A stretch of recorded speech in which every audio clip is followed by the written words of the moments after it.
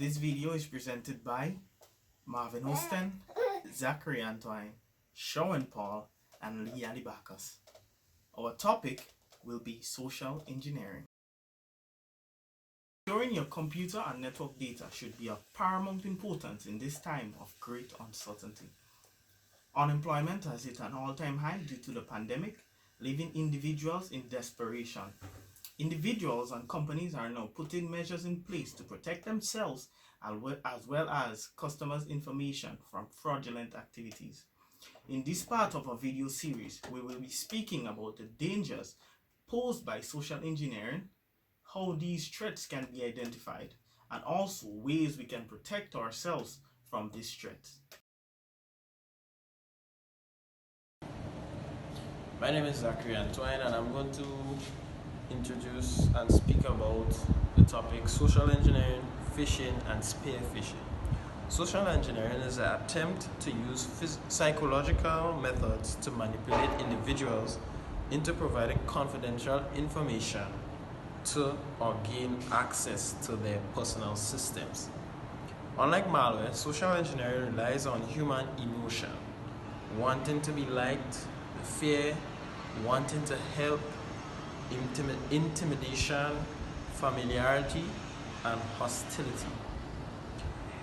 Now, you can prevent social engineering by setting your spam and your junk email to high priority in terms of setting filters for them so that you can eliminate risky emails from coming into your account. You can also avoid the opening up of any email you get for accessing your personal information to gain your password or anything of that sort.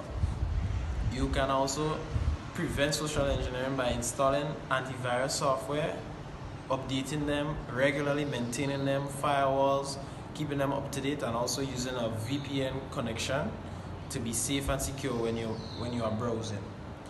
Now, phishing is an attempt to obtain sensitive data by pretending to be a trusted entity. Phishing usually occurs through email or telephone. Phishing is usually sent as a mass email to thousands or millions of people, or even not even a small group, but even within a local area network.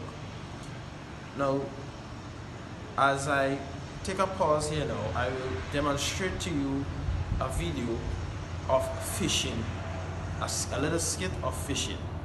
You may have a look now. So basically, in this video you're about to see, there will be one person who is sending out various of spam emails to different individuals to win a PS5, Fenty Makeup, Fenty Beauty by Rihanna, and also garden tools to a poor old elderly lady. And he will be using their monies that he has accumulated to get his own thing, which is a Mercedes-Benz. Thank you very much, and I hope you enjoy. Man, I think I need an iPhone 12. Should I get a Benz? So what I'm going to do today, I'm a versatile hacker. I'm also a fisher. Fishing for people credit card information, to play them little money, so they can't get nothing, but I get it from my means of my own self, So I'm going to send out various spam emails to various persons to attract them to buy PS5, Fenty Beauty from Rihanna, and gardening tools. Poor lady, I'm sorry, but I had to do this. Alright, so we're going to start.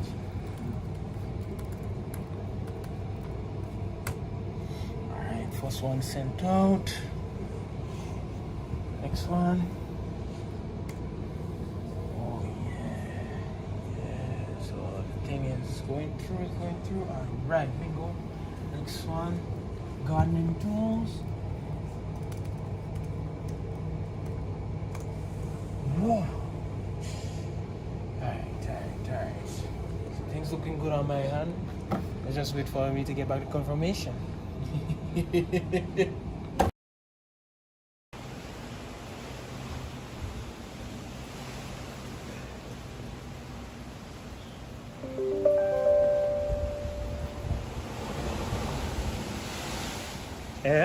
PlayStation 5. I won that. I'm gonna sign up one time. Put in my credit card information.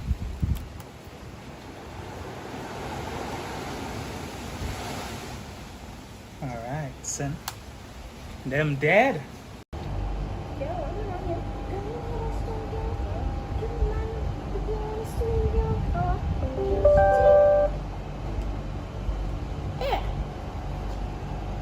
Rihanna tell me she said we'll send me some makeup. What? Is it true? I want to sign up for that. Yes, well, we're going to sign up for that. You shine bright like a diamond. I know, right? So let me just put in my credit card information here.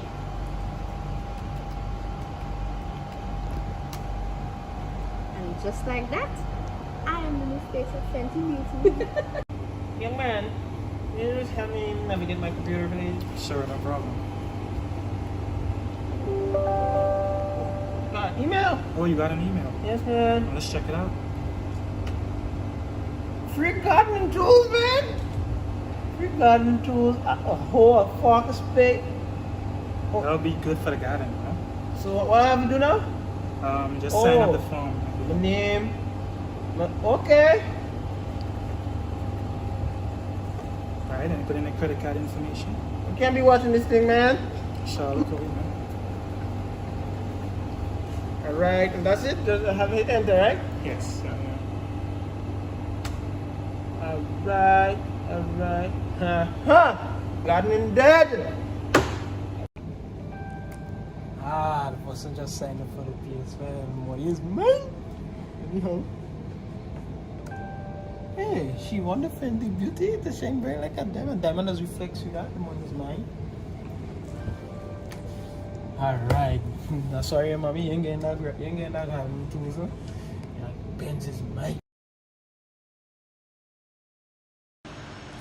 Okay, and that was just an explanation, a little skit about fishing in a small university.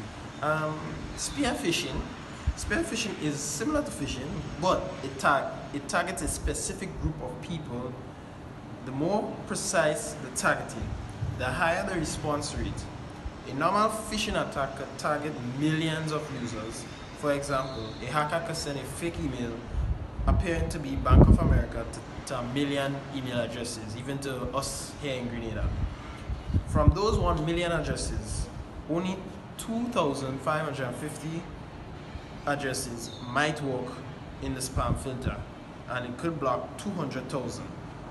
From those 250,000, from the 50,000, only 10,000 might have accounts at Bank of America. In spearfishing, the hackers identify specific customers of Bank of America. For example, they may use a list stolen from the bank. The hackers customize the email to include the name and other personal identity or any confidential information for each recipient. And as a result, the recipient can get attacked by the hacker using this method, spearfishing. To prevent both spearfishing and phishing, knowledge and proper user education to identify suspicious emails.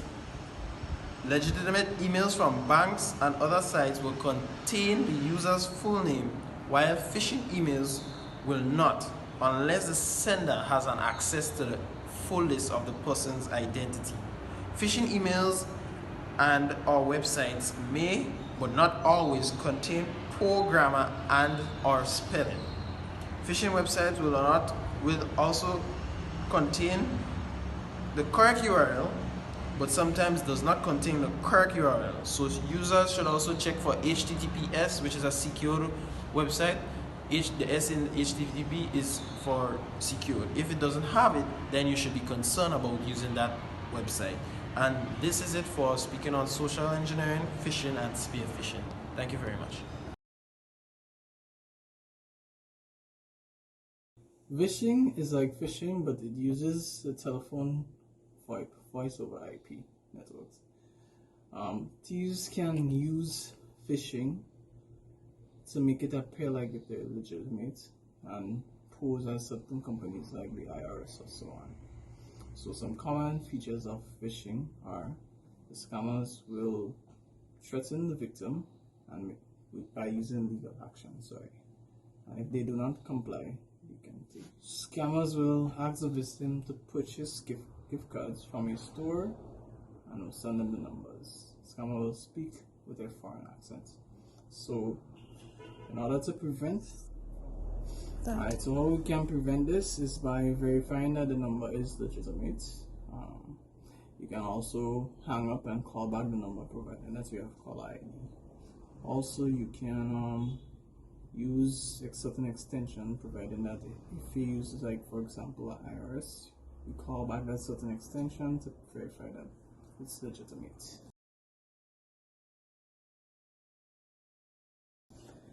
Alright, the next thing we'll be talking about is tailgating.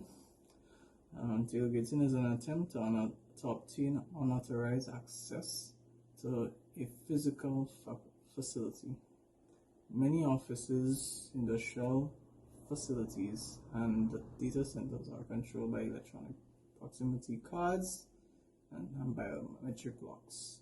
So in tailgating, someone might be able to access an unauthorized access room by following someone. In doing that, the human body is like programmed to open a door, or keep a door open for another individual in order for them to access that. And that in itself is wrong and can cause or is a cause of tailgating. So how can we prevent tailgating? Is by using proper education to enforce that the use of access cards and prohibits tailgating. Users should know how to not hold the doors, as I mentioned earlier, and use that as a code of conduct. You can install a security guard to each entrance and monitor entrances with security cameras. Right? Impersonation. Impersonation is acting like another person. The thief will pretend to be a person knowing that an employee is not really working with someone. It's also called, another name for it is like identity theft, in a case like that, to draw a reference. So you have type of impersonation, you have IT help desk, we have the manager or CEO theft. So like someone acts like a co-worker, uses a friend to obtain information, and the government official law enforcers. The thief may act like a member of a law enforcement in order to gain access. A contractor or a janitor. These are many ways, and how we can prevent this is proper user education again, and ensure that the user verifies the ID to each person they interact with. The company should foster a culture where they can verify the identity of one another, so they should kind of get familiar with each other. Shoulder soften. Shoulder soften is when a thief looks over the shoulder of a victim.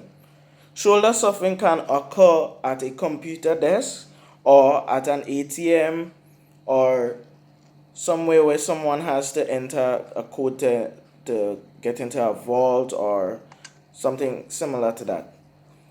The thief may watch the screen or the keyboard to obtain the passwords or codes needed to access whatever it is. Shoulder soften happens at offices, in airports, and on public transportations. Also, in public areas like where food court, for example, where someone may be typing in their password, they log into virtual private network for the organization or something like that. Ways in which you can prevent being a victim of shoulder soften. Install shields at ATMs. This is for the banks. Install shields for the ATMs and debit card terminals. Therefore, there's a covering over your fingers typing in the numbers. So other individual that's laying around can't exactly see what you're inputting. Also, install privacy screens on your laptops and computers. This also goes as far as to your phone, for example, because a lot of people carry sensitive information around with them in their handheld device. So placing a protective screen would allow you to see what's on the screen and someone that's to your left or to your right wouldn't be able to see due to the angle and the covering protection. If using a laptop on an airport or other private or other public places, the user should avoid doing anything sensitive and or be wary of his or her actions and surroundings in this time, because there may be someone just around sitting around looking at what you're doing. So just waiting there to obtain your information, be it your credit card information, be it whatever it is. While you're typing it in, they just keep memorizing, writing down, or so on. So be mindful of this and protect yourself. Whaling. Whaling is like phishing, but targets high value individuals such as celebrities, CEOs, or other executives. Whaling is specifically targeted to high value individuals. Whaling takes more effort to execute, but the response rate is higher, and the amount of cash stolen from each user is high. Many high net worth individuals have access to credit cards with very high limits. So, how do we prevent whaling? Number one, proper user education. Users should be trained on how to detect and handle whaling threats. Number two, 100% verification of the person who is seeking information. And finally, a high net worth individual should understand that he is at much higher risk of exploitation, either through fraud or extortion schemes. This person should employ people who specialize in detecting and preventing these threats. Now, dumpster diving. Dumpster diving entails someone searching the garbage of an intended target. Individuals frequently throw documents, USB drives, computer hard drives, and other items containing sensitive information into the trash.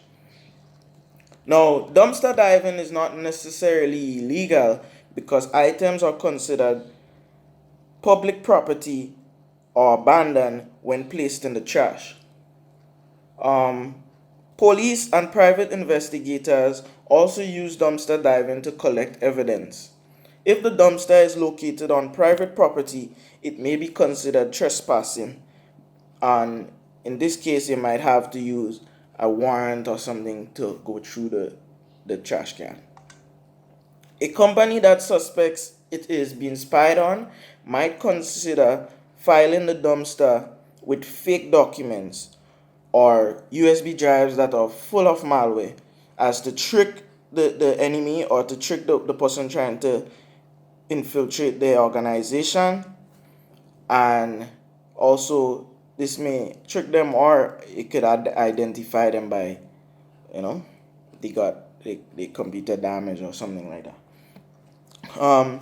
Dumpster diving can occur within an office. For example, an office worker puts sensitive papers into a trash can in his office during the day, and later on, stolen by a contracted janitor in the evening. By a contracted janitor in the evening, sorry.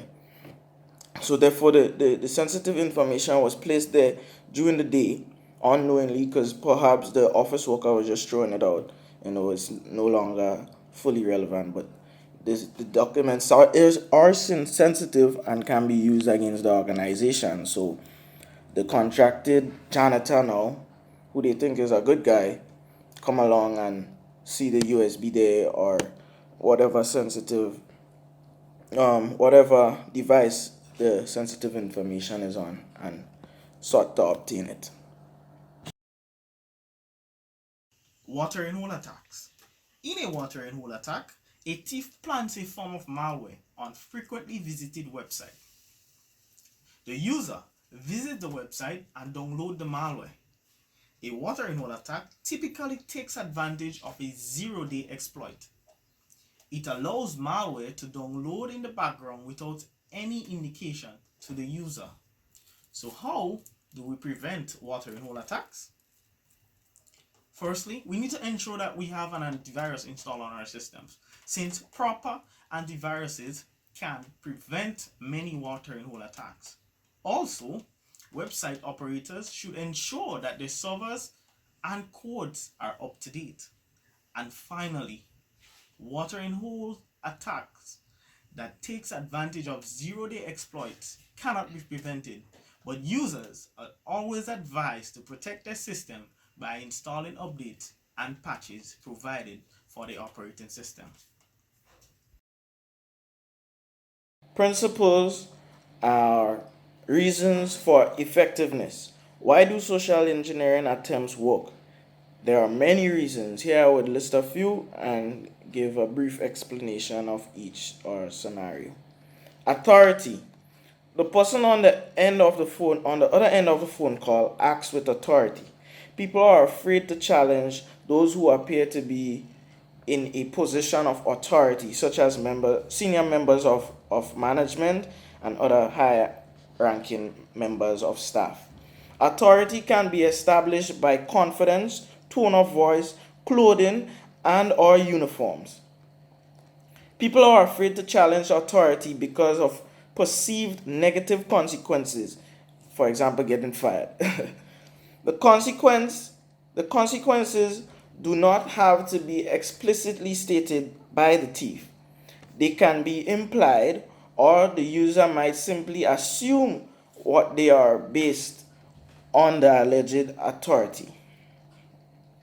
Social engineering authority attacks can be prevented by enforcing policy against all users, regardless of their positions. The company must create a culture where verifying the identity of another person is encouraged, regardless of the person's position. May cause the victim to believe that negative consequences will occur, or the victim themselves might assume that negative consequences will occur if they fail to comply. Now, an example of this may be within an organization, someone of authority or someone else telling you to do something that you feel is a bit sketchy, but you don't question it because you're afraid, because this person is above you, you're afraid that you get fired or something because he wasn't complying with the instructions handed down to you. Consensus. Consensus involves a group decision. If a social engineer is unable to convince a specific person to perform an action, he could attempt to convince others in that person's social circle.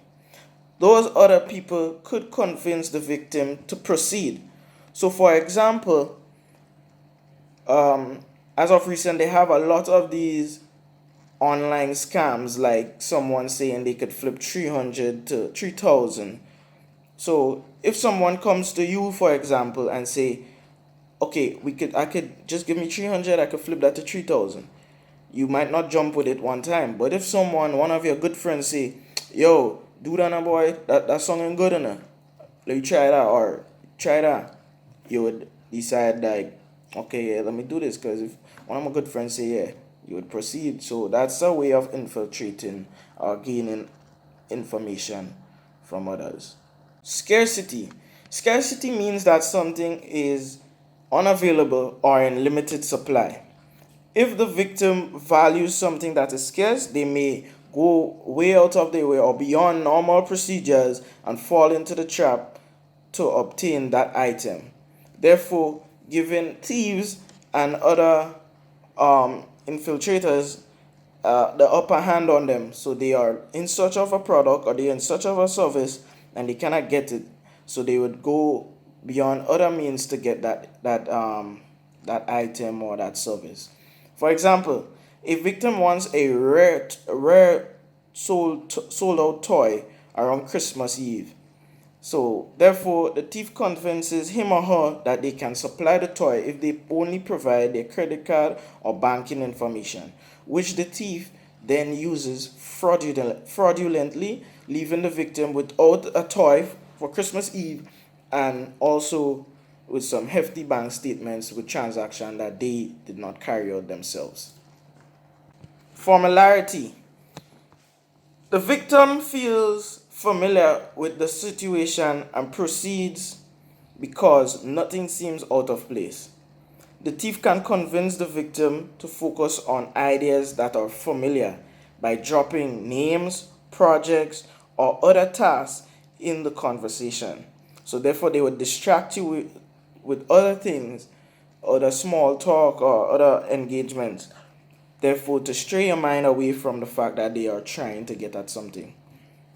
Although the victim does not know the thief, she is led to believe that he is a legitimate co-worker. So people come into your workplace and they're creating small talk with you, but that's just to pick out small informations at a time, so they would go unsuspected. So therefore they'd ask you your name today and make some small talk about like lunch or something, and then the next day come and ask you when you're born. So that's a method of obtaining information. So you gather the information over a period of time, or you continue to play the role of that guy in the office until you obtain what you need to obtain. Trust. The victim trusts the thief and proceeds with their own free will. The victim believes that the person they are talking to or the site that they are visiting is legitimate. The thief may take time to build this trust, especially with a high value target. The greater the victim trusts the thief, the more willing the victim will be to do whatever.